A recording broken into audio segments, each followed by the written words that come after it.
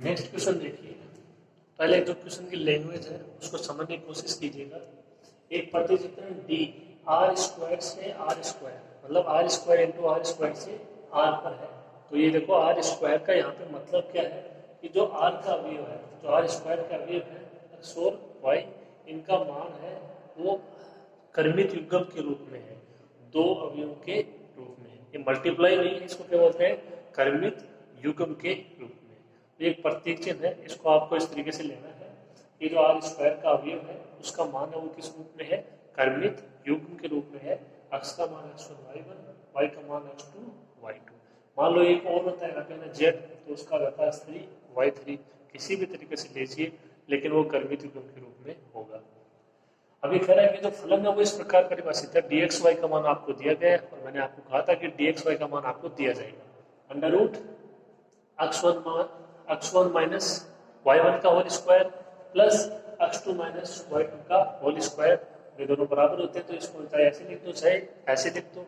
x1 minus y1 का मापांक plus x2 minus y2 का मापांक, ये मापांक हटेगा, इसका स्क्वायर हो जाएगा, इसका स्क्वायर हो जाएगा और अंडर रूट अप्लाई हो जाएगा। तो ये यहाँ पे जो dxy है उसके दो मान दिए गए हैं, आपको जो यूज करना वो यूज कीजिए और इसको प्रूफ करना है आर स्क्वायर डी क्या है, दूरी समष्टि है। तो चारों कंडीशन आपको प्रूफ वही करनी है। dxy का मान है वो अलग तरीके से दिया गया है, अवयव है वो आर स्क्वायर का मतलब आप आर ही समझिए, देखो अवयव है वो आर का ही आएगा, आर ही समझिए। प्रतीक चिन्ह आर स्क्वायर मतलब जो आर के अवयव है, आर स्क्वायर के अवयव है, उनका मान होगा कर्मित युग्म के रूप में। ओके, तो कोई ज्यादा कंफ्यूज नहीं होना है। देखिए अपन इन चारों कंडीशन को प्रूव करते हैं।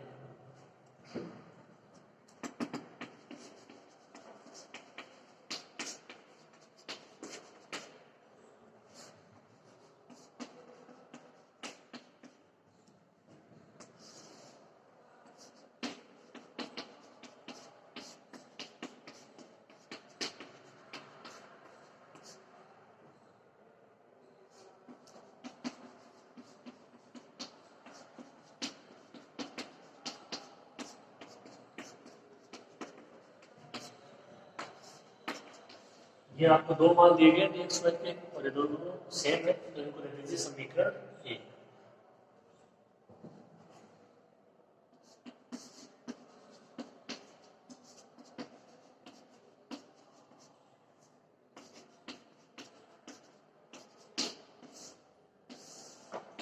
पहली कंडीशन m1 n ऋणात्मक, क्या दिखाना है, dxy होना चाहिए ग्रेटर देन इक्वल टू 0। थोड़ा सा सोच लीजिए, इसका मतलब ये होना चाहिए ग्रेटर देन इक्वल टू 0, इसका मतलब ये दोनों अवयव होने चाहिए ग्रेटर देन इक्वल टू 0। तो क्या ऐसा संभव है, तो देखिए इनको अलग अलग लिखते हैं अपन।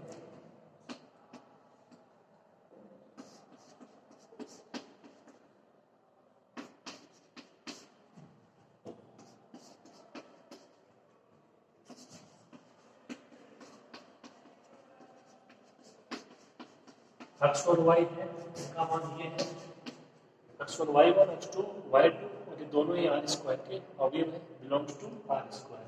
दोनों को अलग अलग लिख देते हैं यहाँ पे।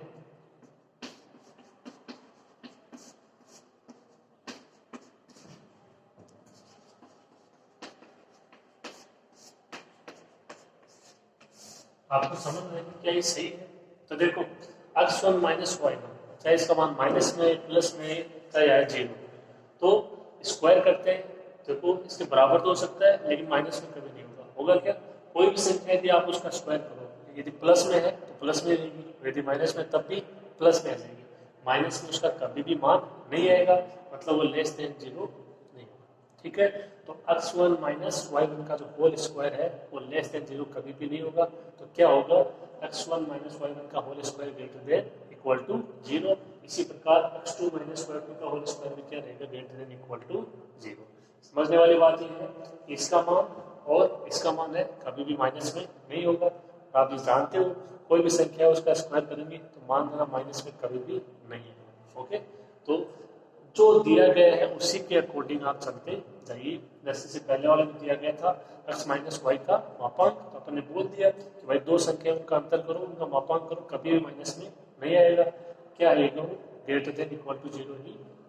ओके, सिंपल सिंपल कंडीशन है, अभी प्रूव कर देते हैं, शुरू कीजिए आप।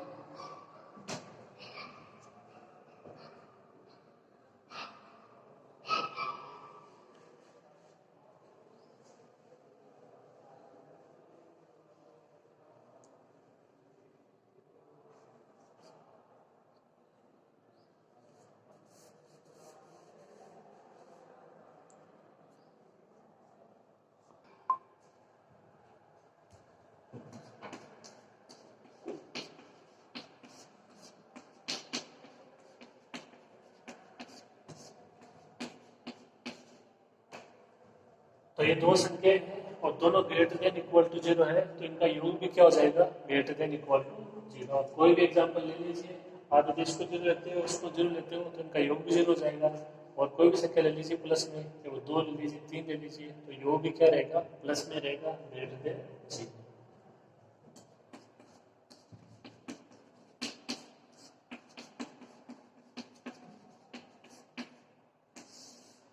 और ये संख्या ग्रेटर देन इक्वल टू 0 है, तो इसका अंडर रूट भी क्या रहेगा, ग्रेटर देन इक्वल टू 0। जैसे मान लो 9 आ गया, 9 है ग्रेटर देन इक्वल टू 0 है, तो 9 का अंडर रूट करोगे, 3 भी क्या रहेगा, ग्रेटर देन इक्वल टू 0। केवल इसी एग्जांपल को ध्यान में रखते हुए आपको इन चीजों को समझ लेना है। और ये मान किसका है, समीकरण 1 से ये मान किसका है, डी एक्स वाई का मान है, ग्रेटर देन इक्वल टू, ये है कंडीशन। ओके, तो इस तरीके से आसान कंडीशन है, जो आपको दिया गया है उसी के अकॉर्डिंग चलिए। बस यहाँ पे जो अपन लिखे हैं वो सही होना चाहिए, ऐसा नहीं कि उसका मान माइनस में अपने को प्राप्त हो जाए। ओके, दूसरी कंडीशन,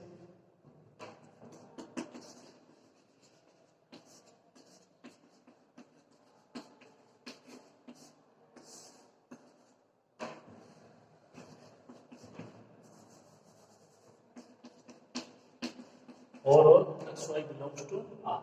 आपको पहले लेके चलना है X Y, D X Y equal to 0 और प्रूफ करना है एक्स बराबर वाई। देखिए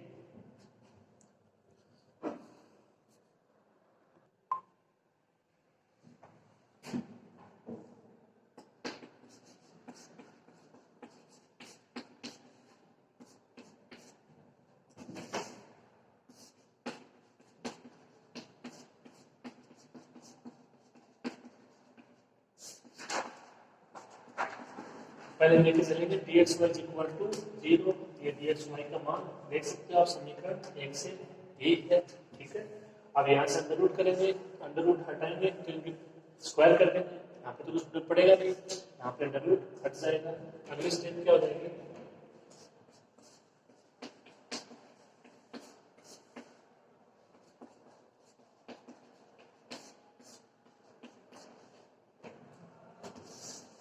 अगली स्टेप हो जाएगी x1 माइनस y1 का whole square plus x2 minus y2 का whole square is equal to 0।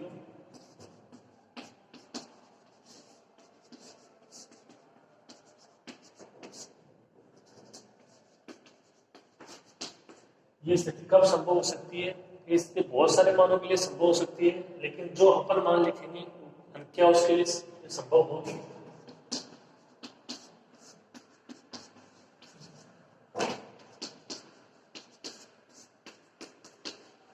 x1 minus y1 का होल स्क्वायर का मान 0 और x2 माइनस y2 का होल स्क्वायर का मान 0, यानी इसका मान 0 हो जाए, इसका मान 0 हो जाए, तो 0 प्लस 0 0 आ जाए। और भी बहुत सारे मान हो सकते हैं, मान लो इसका मान 5 आ जाए, लेकिन ऐसा कुछ होगा नहीं क्योंकि स्क्वायर है, तो यहाँ से मान है ना -5 आएगा नहीं। ठीक है, तो इसका मान संभव कब होगा, जब इसका मान भी 0 हो जाए और इसका मान भी 0 हो जाए, 0 प्लस 0 0। अब क्या यहाँ से अपने को दिखाना क्या है, x बराबर y। x का मान देख लीजिए क्या दिया गया है, x का मान दिया गया है x1 y1, दो अवयवों के, दो बिंदुओं के करणीय त्रिकोण के रूप में। जो y है उसका मान दिया गया है x2 y2, तो यहाँ से क्या लिखोगे,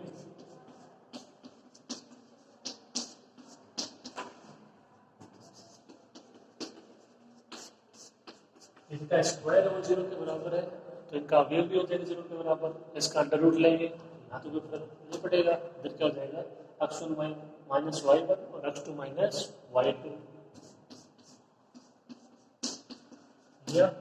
x1 बराबर y1 और x2 बराबर y2। ओके,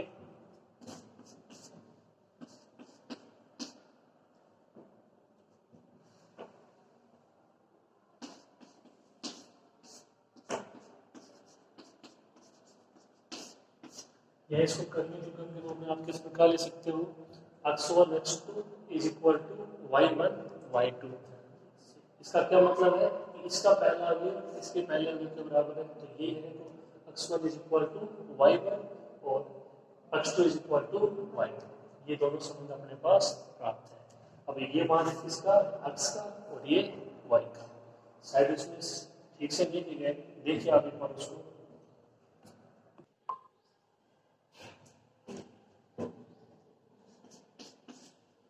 तो यहाँ से एक दो संबंध है, इसको आप इस प्रकार लिख सकते हो कर्मित क्रम के रूप में x1 x2 is equal to y1 y2। इसका मतलब क्या है कि इसका पहला अवयव इसके बराबर होगा, x1 is equal to y1 यही है अपने पास, x2 is equal to y2 ये मान किसका है,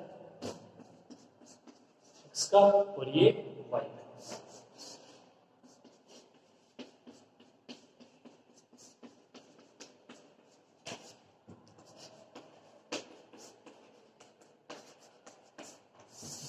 ये शुरू में आपको मान दिए गए हैं x is equal to x1 x2 और y is equal to y1 y2, तो इनको आप सही कर लेना।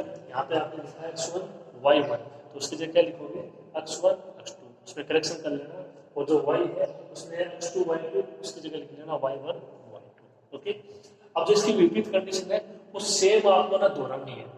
एक मिनट थोड़ा सा देख लीजिए इसको, सेम इसको दोहरानी है, मतलब आपको इसमें लेके चलना है x बराबर y, तो आपके पास ये x का मान है, ये y का मान है, तो ये दोनों बराबर हो जाएंगे। फिर इससे ये आ जाएगा, ओके, और इससे ये आ जाएगा, तो ये जो संबंध है इससे आप ये लिख सकते हो, ये लिख सकते हो, इनका स्क्वायर करोगे, इनका ऐड करोगे, अंडर रूट करोगे, क्या आ जाएगा dxy इज इक्वल टू 0। यानी तो इसकी विपरीत कंडीशन है, आप उसमें ये लेके चलते हो कि x बराबर y है, ठीक है, तो आपको उसमें प्रूव करना है dxy बराबर 0, तो आपको सेम टू सेम इसकी एक करनी है, कॉपी करनी है, ऐसे कैसे लिखना है। तो उसके लिए देखो अपन है ना क्या करते हैं, आप इसको दोबारा लिख दोगे तब भी सही है, और आपको केवल ये करना है, देखो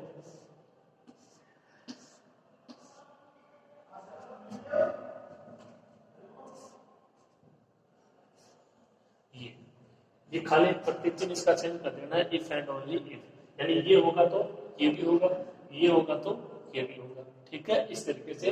तो ये अपने को एक बार करना है और ये दोनों बार प्रूफ हो जाएगा, क्योंकि बीच में अपन ने चिन्ह लगा दिया है इफ एंड ओनली इफ, और आप देख सकते हो इसको आपको हूबहू दिखना है तो कोई फर्क पड़ने वाला है नहीं। ओके, तो आप इसको इस तरीके से थोड़ा शॉर्ट रूप में भी अप्लाई कर सकते हो।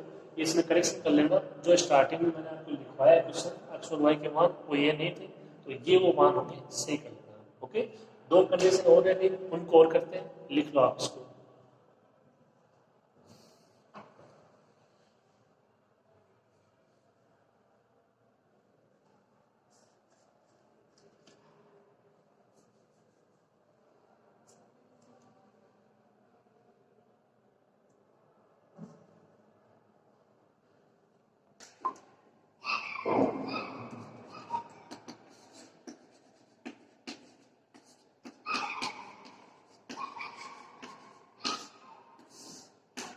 and 3 submit।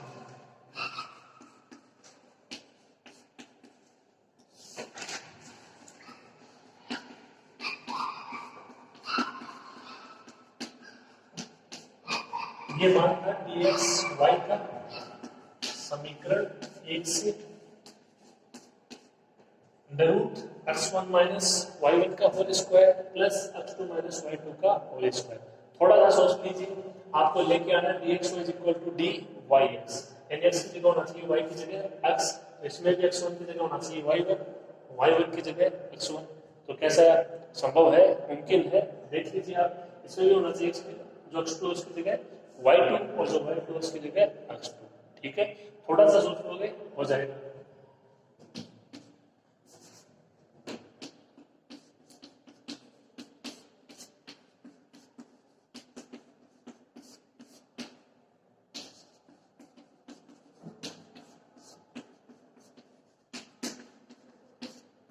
तो क्या ये चीजें सही है?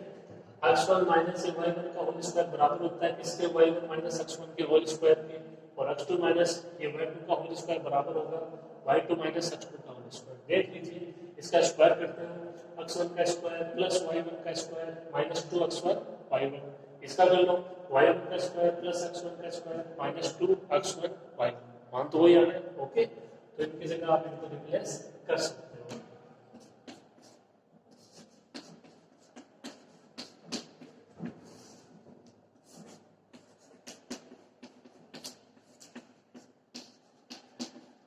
इनको रिप्लेस कर लोगे तो फिर एक बार फिर से समीकरण एक से, जब इसका मान ये है, इसका मान क्या हो जाएगा? D Y x.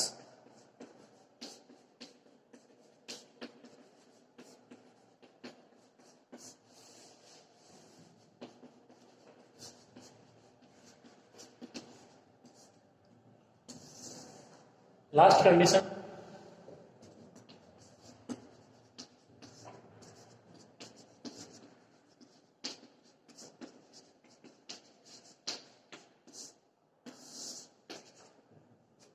तो तीसरा वे भी अपने को यहाँ पे डिफाइन करना पड़ेगा। जेड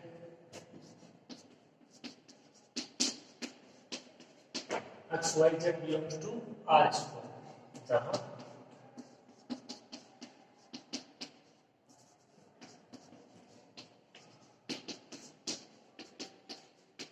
ये दोनों मान है अपने पास, तो इस हिसाब से मान हो जाएगा इसका जेड का x1 x2 था, y1 y2 था, उस हिसाब से z1 z2।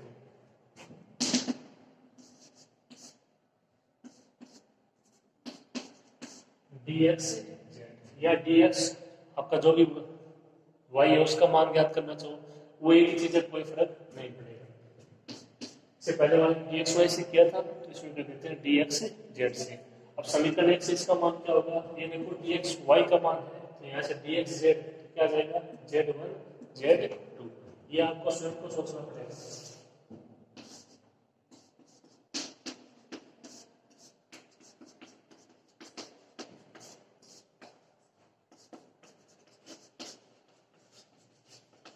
समीकरण एक से या अब इसका मान क्या होना चाहिए?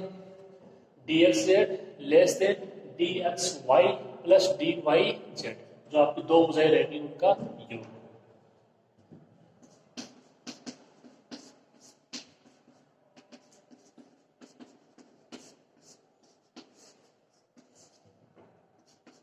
एक बार इसको ऐसे लिख दीजिए, जो अंडर रूट है उसके पावर लगा दीजिए 1/2।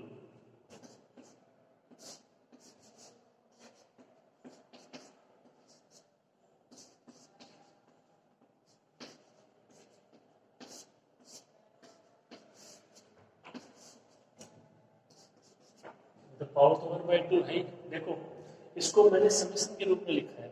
समीशन का क्या मतलब होता है? योग। तो ये जो फलन है इसका योगफल है, आई बराबर 1 रखोगे x1 माइनस z1 का होल स्क्वायर। मान कहां तक जा रहा है? लास्ट जा रहा है 2 तक, मतलब ये दो पदों का समीशन क्या है? योगफल। आई बराबर 2 रखोगे x2 माइनस z2 का होल स्क्वायर। ठीक है, तो ये जो मान है इसमें आपको आई बराबर रखना है 1 रखना है 2 रखना है, और समीशन का मतलब होता है योगफल, ऊपर पावर है 1/2। ओके, तो आप इसको इस प्रकार भी लिख सकते हो समीशन के रूप में। थोड़ा सा और लिख लो इसको।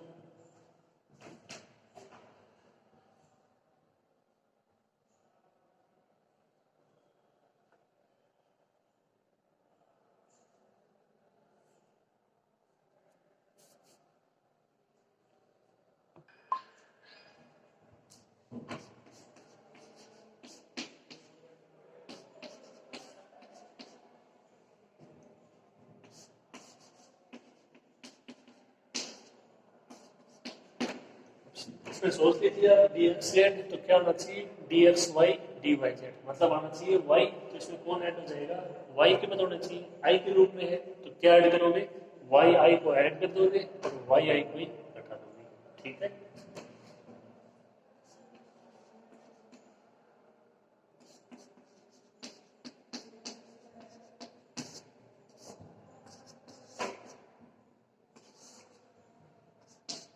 ये मान हो जाएगा summation i is equal to 1 से 2 xi, ये माइनस था zi, yi जोड़ दिया, yi घटा दिया, ऊपर स्क्वायर है, पूरे की पावर 1/2 है। हम ये उसी प्रकार हो जाएगा, देखो यहाँ पे दोनों अलग अलग हो जाएंगे, कैसे?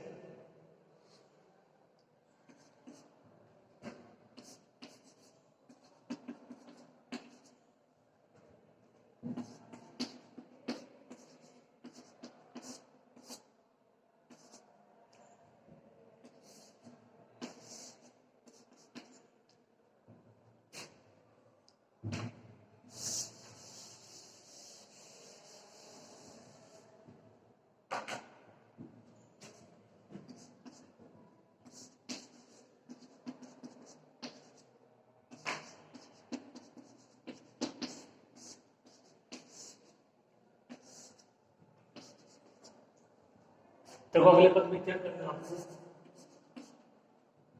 समीशन i इक्वल टू 1 से 2, एक में लेना है xi माइनस yi का, ऊपर क्या है होल स्क्वायर और उसके पूरे की पावर 1/2 प्लस दूसरे में क्या रहेगा समीशन i इक्वल टू 1 से 2, एक में ले लिया xi माइनस yi, एक में ले लेंगे yi माइनस zi का स्क्वायर और उसके पूरे की पावर 1/2। तो तब देखो इस प्रकार से अवयव आते हैं, तो आप उनको इस प्रकार से लिखते हो,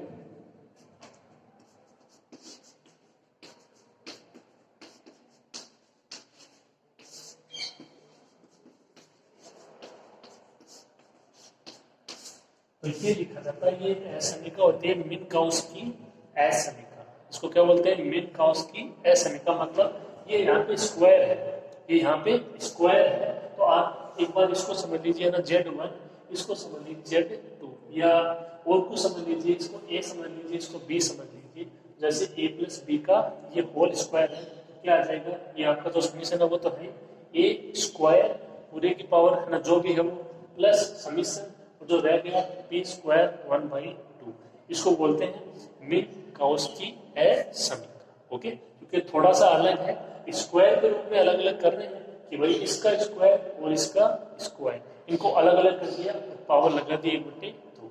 स्क्वायर नहीं होता तो बात अलग थी, अगर स्क्वायर नहीं होता तो अपने जो नॉर्मल रूप था उसी से हो जाता है, लेकिन अब स्क्वायर है तो ये एक असमीका होती है। इसका अपना कारण लिखोगे मिनकाउस्की असमीका से। ओके, अब देखिए आप, ये आपका मान था डी एक्स जेड का मान था, ध्यान से देखिए ये मान किसका था, डी एक्स एंड जेड का था। आप देख लीजिए, इसकी इसकी तुलना कीजिए, इसकी और इसकी तुलना कर लीजिए, इसमें क्या परिवर्तन है, ये जेड आई की जगह वाई है, ये मान था डी एक्स एंड जेड का।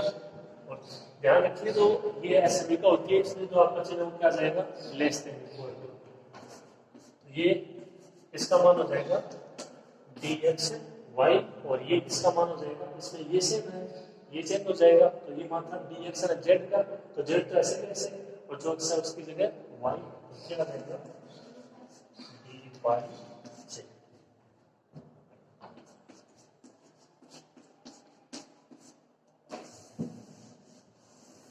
ये आपकी चौथी कंडीशन।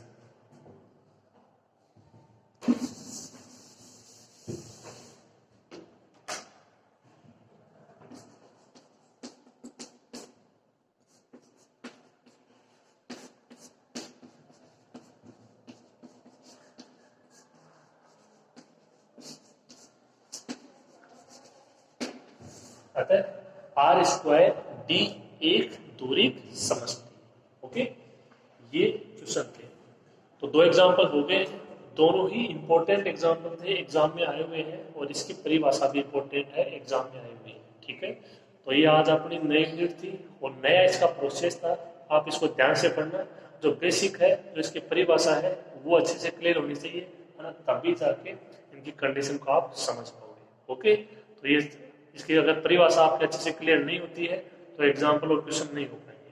तो आप अच्छे से उसको पढ़िए, समझिए क्या कंडीशन है, उनको आपको ने किस प्रकार प्रूव करना है। आपको मैंने सिंपल सा एग्जाम्पल भी करवा दिया, थोड़ा सा टफ हो गया लास्ट वाली जो कंडीशन थी उसमें। ओके, ये क्या समीका है, इसका यूज होगा, तो आप इसको थोड़ा ध्यान से करना, एक दो बार पढ़ना, नई चीज है, एक दो बार दिक्कत आएगी, फिर ये धीरे धीरे अपने रूटीन में आ जाएगी। ओके, तो आप इसको कंप्लीट कर लेना, अच्छे से पढ़ना। ठीक, अभी के लिए इतना ही, मिलते हैं नेक्स्ट क्लास में। Thank you.